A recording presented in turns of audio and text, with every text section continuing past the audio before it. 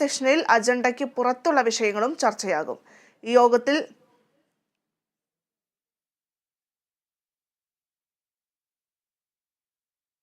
ജ്ഞാനായ സഭയുടെ ആഭ്യന്തര ഭരണ നടത്തിപ്പിൽ ചില തടസ്സങ്ങൾ ഉടലെടുത്തിട്ടുണ്ടെന്നും അത് പരിഹരിക്കാനുള്ള ശ്രമങ്ങളാണ് നടക്കുന്നതെന്നും ജ്ഞാനായ സമുദായ മെത്രാപ്പോലീത്ത കുര്യാക്കോസ് മാർ സെവോറിയസ് അഭിപ്രായപ്പെട്ടു. സഭയിലെ പ്രതിസന്ധിയുമായി ബന്ധപ്പെട്ട് കഴിഞ്ഞ ദിവസം റാന്നിയിലായിരുന്നു അദ്ദേഹത്തിന്റെ പ്രതികരണം.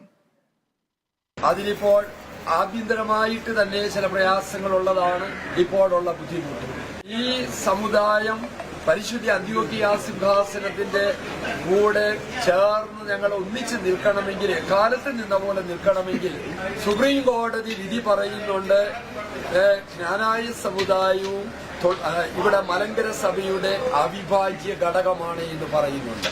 കോടതി പറഞ്ഞു നിങ്ങളുടെ ഭരണഘടന അനുസരിച്ച് പൊക്കൊള്ളുക എന്ന് പറഞ്ഞു. അപ്പോൾ ഇവിടെ ചില ബുദ്ധിമുട്ടുകൾ വരുന്നത് പരിശുദ്ധ അന്ത്യോക്യ സിംഹാസനത്തിൽ നിന്ന് ചിലപ്പോൾ വരുന്ന നിർദ്ദേശങ്ങൾ ജ്ഞാനായ സമുദായ ഭരണഘടനാനുസൃതമല്ല എങ്കിൽ എന്ത് ചെയ്യണം?